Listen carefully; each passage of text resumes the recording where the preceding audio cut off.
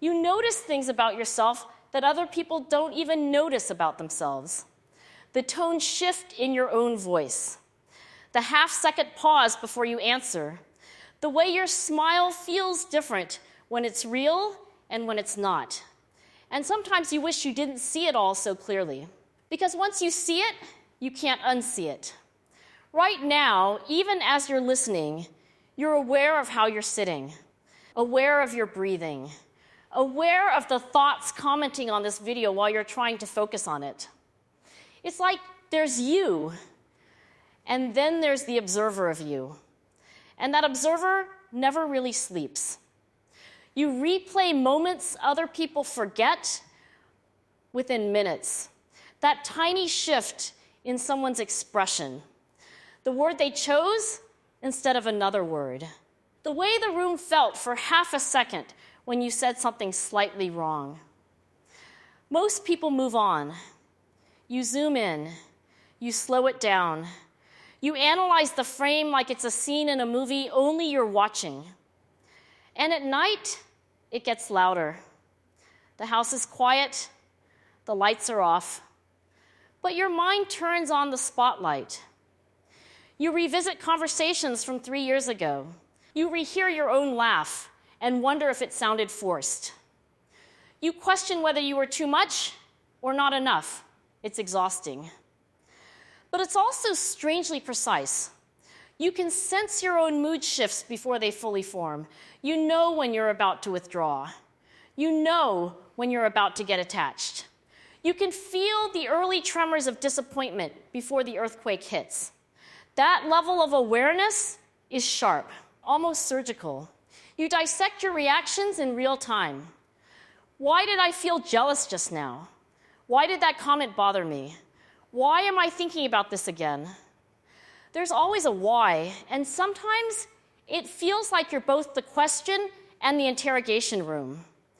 You imagine future scenarios in detail, not just what might happen, but how you would feel when it happens. You pre-experience embarrassment. You pre-experience rejection. You even pre-experience relief. It's like your mind runs simulations while everyone else is just living. Before sending a message, you reread it 5 times. You hear how it could be misunderstood. You predict their possible replies. You adjust your tone to avoid sounding needy, or cold, or too excited. You are aware of how you might be perceived. Constantly, even when you're alone, especially when you're alone. Because when you're alone, there's no distraction from the mirror inside your head. You notice patterns in yourself that other people never admit. The way you get quiet when you feel insecure. The way you talk a little faster when you're nervous.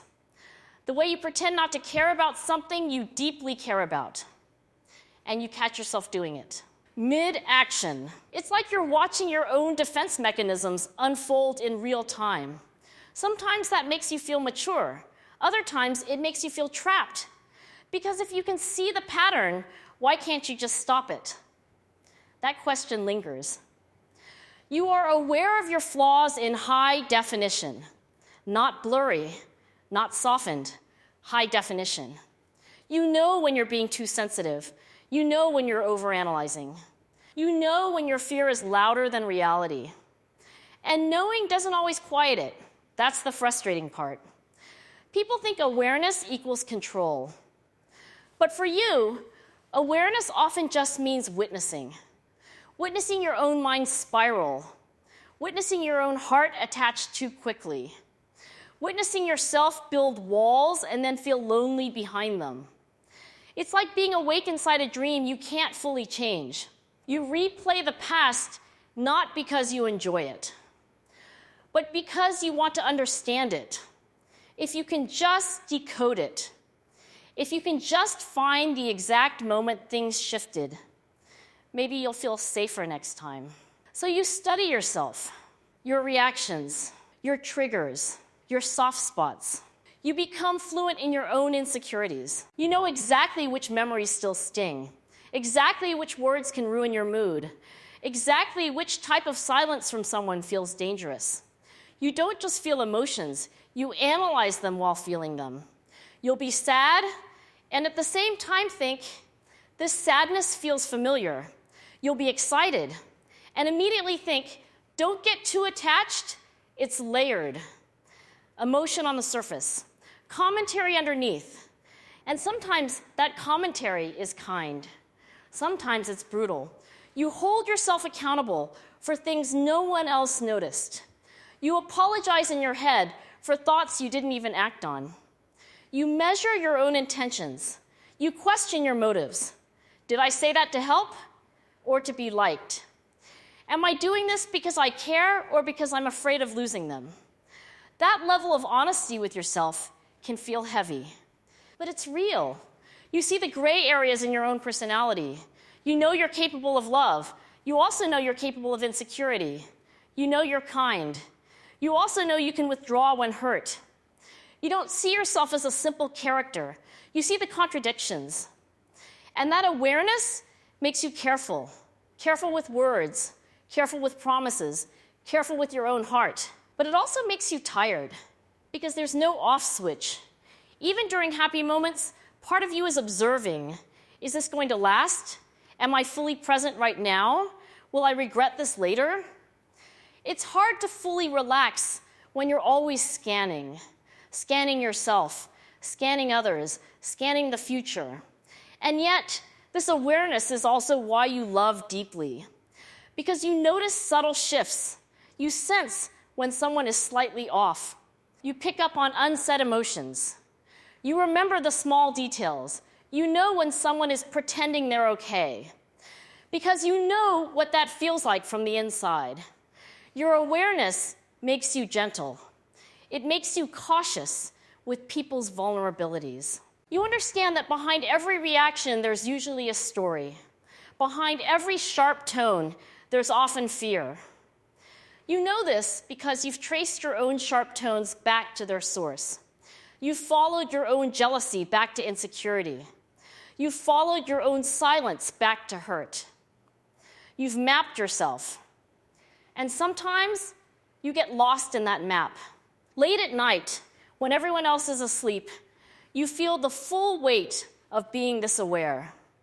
You question whether you're too intense, too analytical, too emotionally layered. You wonder what it would be like to just not think so much, to just react and move on, to forget instead of archive. But if you're honest, you don't actually want to be unaware. You just want peace inside the awareness. You want the observer in your head to soften, not disappear, just soften. Because this depth, it's also your clarity. You rarely lie to yourself for long. You eventually confront what you're feeling, even if it takes hours of pacing, even if it takes silent tears no one sees, you come back to yourself again and again. There's something quietly strong about that. You hold your own truths, even the uncomfortable ones, even the ones that expose your fear of abandonment, your fear of failure, your fear of being misunderstood. You see it all. And you're still here, still listening, still trying to understand yourself a little more. That's not weakness. That's courage in a quiet form. The kind no one applauds. The kind that happens at 2 a.m. when you're staring at the ceiling, tracing your own thoughts like constellations. You are not broken for seeing yourself this clearly. You are just deeply conscious of your impact, of your patterns, of your potential to hurt and to heal. And maybe the reason it feels heavy sometimes is because you carry yourself so honestly. But here's something gentle. You don't have to analyze every breath. You don't have to dissect every emotion the second it appears. Sometimes awareness can simply observe, without judgment, like watching waves instead of measuring them. Right now, notice this, you are aware. And you are safe. Your thoughts are loud, yes, but they are yours. They are not proof that something is wrong. They are proof that you are paying attention. And maybe, just for tonight, that's enough. You don't need to solve yourself before you sleep. You don't need to replay today one more time. You can let the observer rest beside you, not gone, just quieter.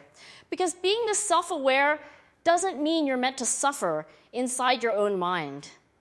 It means you see deeply. And even when it feels overwhelming, there is something quietly beautiful about a person who can look at their own soul without flinching. That person is you. And you don't have to fix that. Just breathe with it. Let the room be quiet. Let your mind slow down on its own. You are allowed to exist without analyzing your existence.